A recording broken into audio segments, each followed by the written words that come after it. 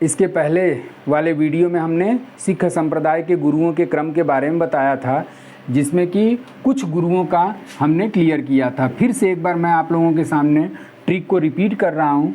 ना अंग अमर है, ना अंग अमर है, न राम अर्जुन, न राम अर्जुन, हरगो हररा हर की तेगो, हरगो हररा हर की तेगो,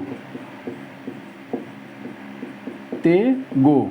अब यहाँ पर शुरू वाले इसके पहले वाले वीडियो में हमने बताया था कि सिख संप्रदाय के कुल गुरुओं की संख्या 10 है और इस 10 गुरुओं का नाम इस ट्रिक में आपके सामने शामिल है। ना से गुरु नानक, अंग से गुरु अंगद देव, अमर से गुरु अमरदास, राम से रामदास, गुरु अर्जुन देव, हरगो से गुरु हरगोविंद, हर्रा से गुरु हर राय, हरकी से हर किशन, ते से गुरु तेग बहादुर, गो से गुरु गोविंद सिंह। अब ये 10 गुरुओं का क्रम हो गया और इसके पिछले वाले क्लास में हमने गुरु नानक देव से संबंधित जो भी क्वेश्चन पुटअप होता है, अंगद देव से जो भी क्वेश्चन पुटअप होता है, अमरदास से जो भी क्वेश्चन पुटअप होता है, रामदास से जो भी क्वेश्चन पुटअप होता है, इन 4 गुरुओं के संबंध में हमने क्वेश्चन आंसर के रूप में भी आप लोगों के सामने प्रस्तुत कर दिया है। अब इस क्लास में जो भी आपके सामने क्वेश्चंस आपकी परीक्षाओं में पूछे जाते हैं, अर्जुन देव पर करा देंगे। हर गोविंद हर्रा से क्वेश्चन आने की संभावना कम रहती है। अब उसके बाद से तेग बहादुर और गुरु गोविंद सिंह, यानी कि इसमें कुल मिलाकर के इस क्लास में या इस वीडियो में हम 3-4 गुरुओं के संबंध में लेकर के चलेंगे। तो अब आ जाते हैं सिख धर्म का 5वां गुरु, 5वें गुरु। और सिख धर्म के 5वें गुरु में क्रम कौन सा आया है? 1 2 3 4 5, यानी कि 5वें स्थान पर कौन आए हैं? अर्जुन। और इस अर्जुन से कौन से गुरु निकले? अर्जुन देव, गुरु अर्जुन देव। अब इस अर्जुन देव के बारे में हम लोग जान लेते हैं कि गुरु अर्जुन देव से रिलेटेड कौन कौन से क्वेश्चन पूछे जाते हैं। तो सबसे पहले गुरु अर्जुन देव का जन्म, इनका जो जन्म हुआ था वो अमृतसर में हुआ था, जन्म अमृतसर में। उसके बाद से इनकी मृत्यु कहाँ हुई थी? तो इनकी मृत्यु लाहौर में हुई थी, मृत्यु लाहौर। इनके पिता का क्या नाम था? तो इनके पिता का नाम रामदास था और ये रामदास के क्या थे? पुत्र थे। और इसी रामदास के पश्चात इनके पुत्र अर्जुन देव सिख संप्रदाय के 5वें गुरु के रूप में आसीन हुए थे। और इन्होंने क्या क्या काम किया जिससे रिलेटेड क्वेश्चन आता है?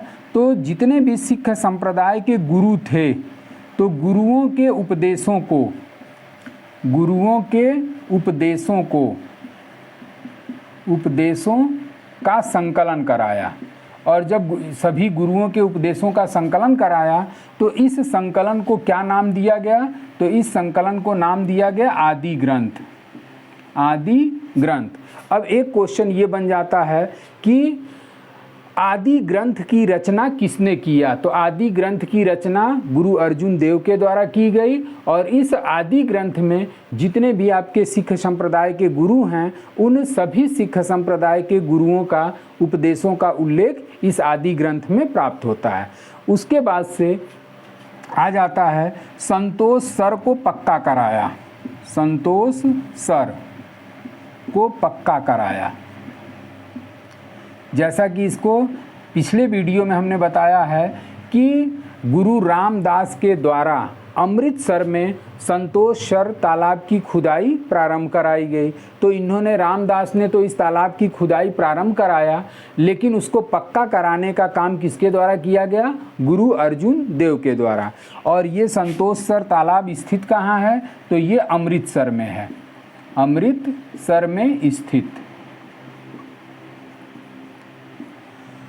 अगला इन पे जो क्वेश्चन बनता है, तो इन्होंने हरमिंदर साहब मंदिर का निर्माण कराया, हरमिंदर साहब मंदिर का निर्माण।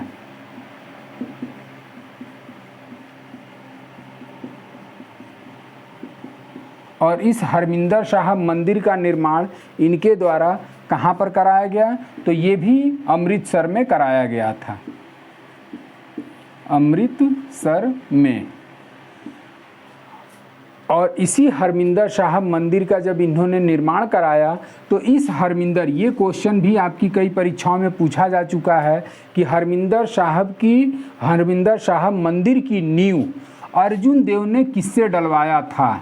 तो नींव जो है वो डलवाया था मियाँ मीर बाँकी से, मियाँ मीर बाँकी।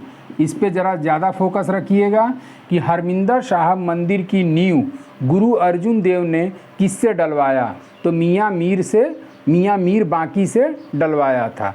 अब इसी हरमिंदर साहब मंदिर पर सोने की पत्थर चढ़वाए थे, सोने की पत्थर, मतलब ऊपर से नीचे तक इसको सोने की पत्थर से इस मंदिर पर एक तरीके से कोटेड कराया था, डेकोरेट कराया था। ऊपर से नीचे तक दीवारों पर पूरा सोने की पत्थर चढ़वा दिया था। और वो पत्थर किसके द्वारा चढ़वाया गया? तो रणजीत सिंह, ये पंजाब के शासक हुआ करते थे, रणजीत सिंह। और इसी रणजीत सिंह ने इस हरमिंदर साहब मंदिर पर सोने की पत्थर चढ़वाया। और जब सोने की पत्थर चढ़वाया तो अंग्रेज़ों ने इस मंदिर को क्या नाम दे दिया? तो अंग्रेज़ों ने इस मंदिर को गोल्डन टेम्पल नाम दे दिया, गोल्डन टेम्पल, जिसे हिंदी में स्वर्ण मंदिर के नाम से जाना जाता है। और इसी स्वर्ण मंदिर में आपके लंगर प्रथा का प्रचलन 24 घंटा निःशुल्क भोज के रूप में चलता रहता है। तो 5वें गुरु अंगद अर्जुन देव पर जो भी आपकी परीक्षाओं में क्वेश्चन पुटअप होते हैं वो सारे क्वेश्चन मैंने आपको इस ट्रिक के माध्यम से या उनके द्वारा जो भी काम किया गया वो सारी चीज़ें आपके सामने प्रस्तुत हो गया। अब आते हैं, अब इसी गुरु अर्जुन देव पर, चूँकि अभी हमने इसके पहले वाले वीडियो में बताया है कि जब सिख संप्रदाय का उदय हुआ था तो उस उदय के परिणाम स्वरूप भारत में किसका शासन था? तो मुगलों का शासन हुआ करता था। मुगल शासक उस समय कार्यरत थे। और उसी मुगल शासक में आपका एक शासक था जहांगीर। उसी मुगल शासक में एक शासक कौन था? जहांगीर। और जहांगीर ने क्या किया? अर्जुन देव पर जुर्माना, अर्जुन देव पर जुर्माना। अब जब अर्जुन देव पर इसने 2 लाख रुपए का जुर्माना लगाया तो इन्होंने क्या किया? जुर्माना देने से इनकार।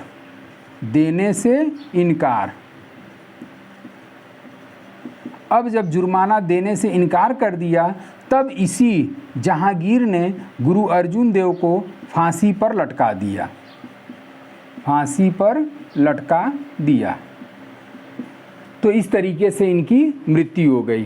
तो इसमें आप देख सकते हैं कि कई बार हम बता दिए कि आपका जब सिख संप्रदाय का उदय हुआ उस उदय के परिणाम स्वरूप आपके दिल्ली, आगरा वगैरह साइड में मुगलों का शासन हुआ करता था। मुगल शासक कौन था? जहांगीर। और जहांगीर ने गुरु अर्जुन देव पर 2 लाख रुपए का जुर्माना लगाया, जिसे अर्जुन देव ने देने से इनकार कर दिया, जिसके परिणाम स्वरूप जहांगीर ने अर्जुन देव को फांसी पर लटका दिया। अब आते हैं हम लोग आपके जो अगले गुरु हैं, और वो अगले गुरु में आपके हो जाएंगे हरगोविंद, गुरु हरगोविंद। अब हरगोविंद आपके किस क्रम के गुरु बने हैं? तो 5वें आपके अर्जुन देव हो गए। तो हरगो से कौन निकला? हरगोविंद निकले। और ये हरगोविंद सिख संप्रदाय के किस क्रम के गुरु थे? तो सिख संप्रदाय के ये 6वें गुरु के रूप में आसीन हुए थे। तो अब जान लेते हैं हरगोविंद, गुरु हरगोविंद पर कौन कौन से क्वेश्चन आपकी परीक्षाओं में पूछता है। हरगो से कौन निकला? हरगोविंद, हरगोविंद। अब इस हरगोविंद के द्वारा कौन कौन सा कार्य किया गया? तो इस हरगोविंद के द्वारा अकाल तख्त की स्थापना की गई, अकाल तख्त, अकाल तख्त की स्थापना। ये भी क्वेश्चन आपकी परीक्षाओं में पूछता है कि सिख संप्रदाय में अकाल तख्त की स्थापना किसने किया? तो अकाल तख्त की स्थापना गुरु हरगोविंद के द्वारा किया गया। उसके बाद से इनके द्वारा सच्चा बादशाह की उपाधि धारण की गई,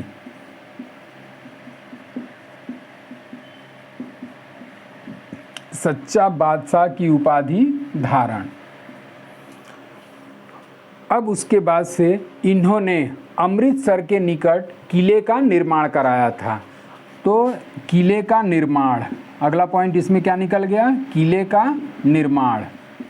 और ये किले का निर्माण कहाँ कराया था, अमृतसर के पास, अमृतसर के निकट। और इस किले को किस नाम से जाना जाता था, तो इस किले को लौहगढ़ के नाम से जाना जाता था। यानी कि लौहगढ़ किले का निर्माण किसने कराया, तो वो हरगोविंद के द्वारा कराया गया। अब जैसा कि अभी हमने बताया कि ये हरगोविंद जो थे ये किसके पुत्र थे, गुरु अर्जुन देव के पुत्र थे। अब जहांगीर ने जो अर्जुन देव पर 2 लाख रुपए का जुर्माना लगाया था, उस जुर्माने की मांग जहांगीर ने किससे किया, तो उस जुर्माने की मांग जहांगीर द्वारा हरगोविंद से किया गया। हरगोविंद से जुर्माने की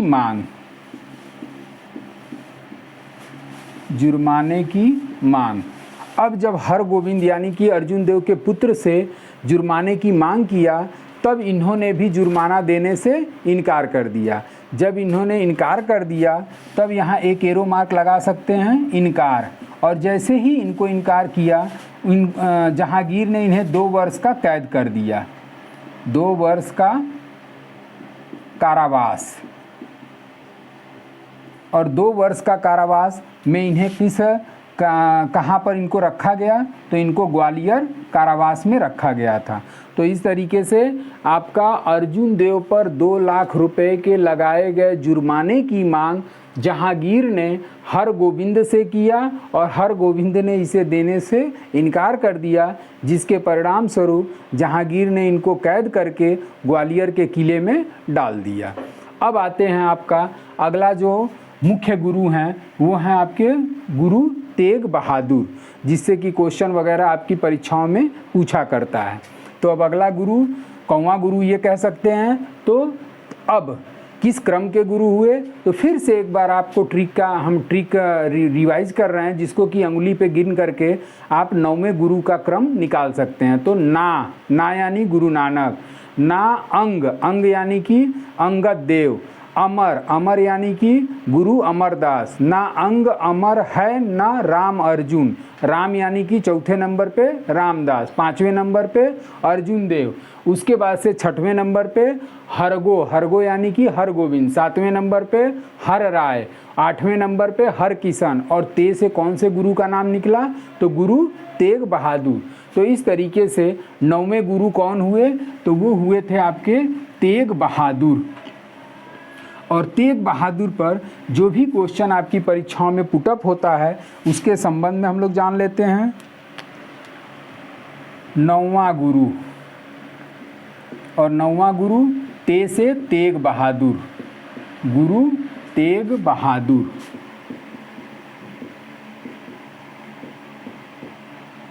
और गुरु तेग बहादुर के संबंध में जो भी क्वेश्चंस आपकी परीक्षाओं में पुटअप होता है, वो ये पहले तो आप जान लीजिए कि इनका जन्म कहाँ हुआ था। तो गुरु तेग बहादुर का जन्म जो है वो अमृतसर में हुआ था, अमृतसर पंजाब में। और इनकी मृत्यु कहाँ हुई थी, तो इनकी मृत्यु हुई थी दिल्ली के चांदनी चौक में, दिल्ली के चांदनी चौक में। इनके पिता कौन थे, तो इनके पिता आपके हरगोविंद थे। इनके पिता का नाम गुरु हरगोविंद, गुरु हरगोविंद।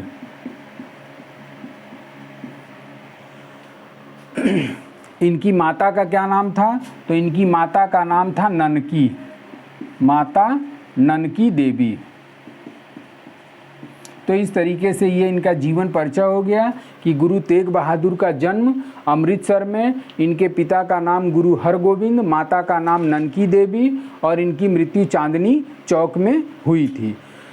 और चांदनी चौक में ले जाकर के इन्होंने, चांदनी चौक में इनकी मृत्यु हो गई थी। अब इस पे जो अगला क्वेश्चन बनता है, वो अगला क्वेश्चन ये बनता है कि 1 मई 2021 को 1 मई 2021 को इनकी 400 जयंती मनाई गई थी।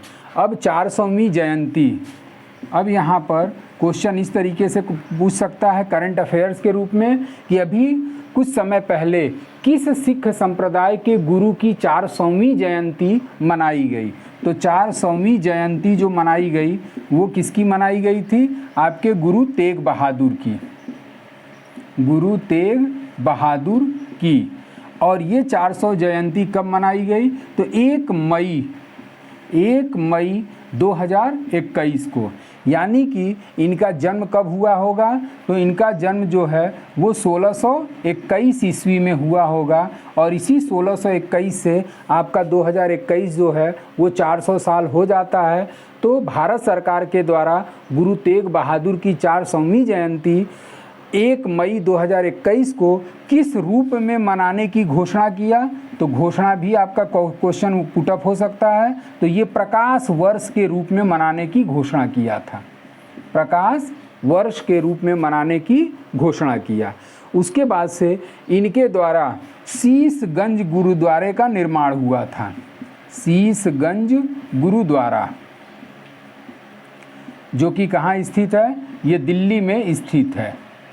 शीशगंज गुरुद्वारा दिल्ली में स्थित है। और इनके बलिदान को हिंद का चादर कहा गया। इनके बलिदान को हिंद का चादर, हिंद का चादर। तो इस तरीके से आपके जो 9वें गुरु हैं, 9वें गुरु से एक तरीके से मोस्ट इम्पॉर्टेंट क्वेश्चन यही 400वीं जयंती के रूप में बनता है कि किस सिख संप्रदाय के गुरु की 400वीं जयंती 1 मई 2021 को मनाई गई। तो वो आपके गुरु तेग बहादुर। और इस 400वीं जयंती को किस रूप में मनाने की घोषणा की गई? तो वो प्रकाश वर्ष के रूप में मनाने की घोषणा की गई। अब आपके जो 10वें गुरु हैं वो 10वें गुरु कौन हो गए? तो गो से कौन सा व्यक्ति निकला? तो गो से आपके निकले गुरु गोविंद सिंह। 10वें गुरु गो से कौन निकला? गुरु गोविंद सिंह, गुरु गोविंद सिंह। अब इनके बारे में जो भी क्वेश्चन आपके पुटअप होते हैं वो हम लोग जान लेते हैं कि इनका जन्म कहाँ हुआ। तो जीवन परिचय में जन्म इनका हुआ था पटना में। और इन्हीं के नाम पर एक जगह पड़ती है पटना साहिब या पोंटा साहिब। और उसके बाद से इनकी मृत्यु कहाँ हुई थी? तो मृत्यु हुई थी इनकी नांदेड़। और नांदेड़ कहाँ पड़ता है? तो महाराष्ट्र में। चूँकि इनके द्वारा मुग़ल साम्राज्य के खिलाफ इन्होंने अभियान प्रारंभ किया था, मुग़लों का इन्होंने विरोध किया था। और उसी विरोध के परिणाम स्वरूप नांदेड़, इनको कैद करके नांदेड़ ले गया और उसी नांदेड़ में अजीम खान नामक व्यक्ति के द्वारा इनकी हत्या कर दी गई। और ये जो गुरु गोविंद सिंह थे, इस गुरु गोविंद सिंह का समकालीन मुग़ल शासक कौन था? तो इनका समकालीन मुग़ल शासक था औरंगजेब। समकालीन मुग़ल शासक औरंगजेब। और इसी औरंगजेब ने इनको कैद किया और कैद करने के पश्चात महाराष्ट्र के नांदेड़ नामक स्थान पर लाया। और 1708 ईस्वी में अजीम खान नामक व्यक्ति के द्वारा इनकी हत्या कर दी गई। और इन्होंने जो अगला क्वेश्चन इस पे पूछता है कि सिख संप्रदाय में खालसा पंथ की स्थापना किसने किया? खालसा पंथ की स्थापना। तो खालसा पंथ की स्थापना गुरु गोविंद सिंह के द्वारा की गई। और इसी पंथ की स्थापना के पश्चात सिख संप्रदाय बहुत भयानक रूप में हिंसक रूप धारण कर लिया और ये हिंसा पर उतारू हो गए। जो मुग़लों के खिलाफ लड़ाई लड़ने के लिए इन्होंने अपना तलवार या हथियार उठाया था। अब इनके द्वारा जो नारा दिया गया वो नारा कौन सा था? तो इन्होंने उसी खालसा पंथ की स्थापना करने के पश्चात वाहे गुरु जी खालसा वाहे गुरु जी फतेह, वाहे गुरु जी खालसा वाहे गुरु जी फतेह नामक नारा इनके द्वारा दिया गया। उसके बाद से इन्होंने सिख संप्रदाय के लोगों के लिए 5 कक्के अनिवार्य कर दिए। 5 कक्के अनिवार्य। मतलब ये 5 कक्के कौन कौन से थे जो सभी सिख संप्रदाय के लोगों को धारण करना आवश्यक होता था, जो कि आज भी अगर सिख संप्रदाय के लोगों को देखेंगे तो उस 5 कक्के उनके पास हमेशा मौजूद रहते हैं। और वो 5 कक्के कौन कौन से हैं? तो पहला हो गया केस। केस यानी कि सिख धर्म के लोग देखते होंगे कि बड़े बड़े लंबे लंबे बालों को रखते हैं, तो वो पहला उन्होंने कक्का में कौन सा रखा? केस। दूसरा इन्होंने रखा कंघा। जब जाहिर सी बात है कि केस होगा तो केस के साथ साथ कंघी का भी रखना अनिवार्य होगा। तीसरा आपका कक्का था कड़ा, तो हाथ में देखते होंगे कि ये लोग कड़ा वगैरह पहना करते हैं। चौथा हो गया आपका कच्छा। कच्छा जो है वो स्फूर्ति का प्रतीक माना जाता था। और पांचवा जो है वो आपका क्या है? कृपाण। कृपाण यानी कि प्रत्येक सिख धर्म का ये धार्मिक कर्तव्य है कि वो अपने साथ कृपाण लेकर के चलें, जो कि आपका संविधान जब पढ़े होंगे तो उसी संविधान वाले टॉपिक में हमने बताया था कि आर्टिकल 25 के अंतर्गत सिखों द्वारा कृपाण धारण करना धार्मिक स्वतंत्रता का अंग माना गया। चूँकि ये लोग बहुत लंबे लंबे कृपाण धारण करने लगे, जो कि एक तरीके से उसी कृपाण के माध्यम से हिंसा पर ये लोग उतारू हो जाते थे, हिंसक घटनाओं को अंजाम देते थे। तब सुप्रीम कोर्ट ने अपने डिसीजन में कहा कि कोई भी सिख 5 इंच या 6 इंच से अधिक कृपाण धारण नहीं कर सकता। अगर इससे ज़्यादा वो धारण करता है तो उस कंडीशन में वो धार्मिक स्वतंत्रता का उल्लंघन करता है।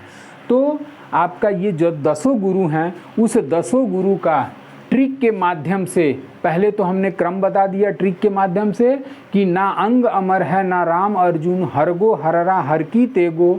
और इस ट्रिक में 10 गुरुओं का क्रम से नाम छुपा हुआ है। और इस 10 गुरुओं पर मुख्य 1 2 3 4, उसके बाद से आपके अर्जुन देव हो गए 5, उसके बाद से हमने हर गोविंद के बारे में चर्चा किया, तेग बहादुर के बारे में और गुरु गोविंद सिंह के बारे में।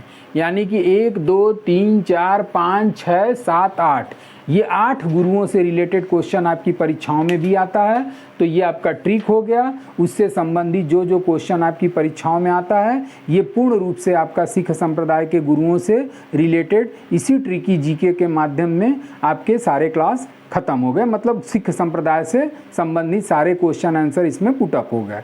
अब जो मैं अगला ट्रिक लेकर के आऊँगा, इस ट्रिक को आप लोग देखिएगा, उस पर जो भी एक एक शब्द है उस एक एक शब्द से चीज़ों को निकालने का प्रयास करिएगा और आपका कंसेप्ट उससे क्लियर हो जाएगा। आज के लिए बस इतना ही। Thank you so much.